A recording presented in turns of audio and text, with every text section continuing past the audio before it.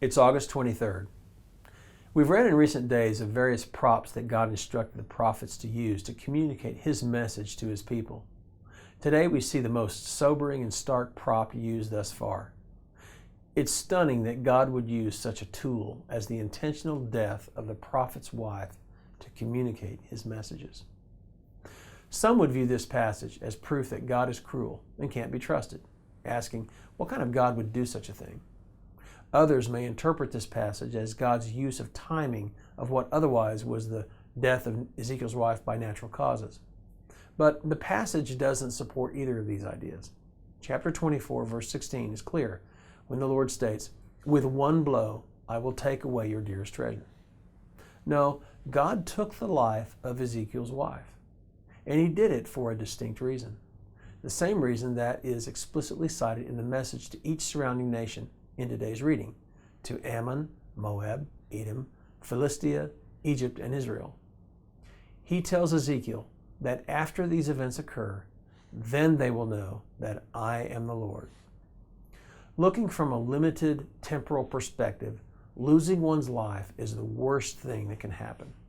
But from God's eternal perspective, death is simply a passing from one short and temporal phase of our existence into another, into the one that lasts for all eternity.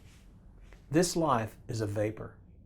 Jesus repeatedly pointed out the importance of gaining entrance into the kingdom of heaven. He said that anything a person has to give up in order to gain entrance into the kingdom of heaven is worth it. Quote, "Better to enter into heaven with one eye or without an arm than to be cast into outer darkness for all eternity." The truth is that the Lord is the author of life, and as such, life is His to do with as He pleases. The Lord gives, and the Lord takes away. And the important message of today's reading is that God implores all people to know Him. Knowing God and walking in obedience with God is more important than anything else we do, more important than any purpose, any goal, or anything we can achieve. It may seem foreign to many, but the truth is that whether we know God in this life is infinitely more important than the length of our life. Today's reading sheds light on what's most important. It reminds us that our present conditions pale in comparison to our eternal destiny. And it shows us that in extreme cases, God will go to extreme measures to help us understand this important truth. Here's today's application. Are you living for what's really important? Examine your calendar and your priorities. Do the things that you're investing in have eternal significance?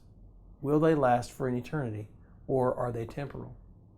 Ask the Lord to help sharpen your focus so that His priorities become your priorities. Now here's today's prayer.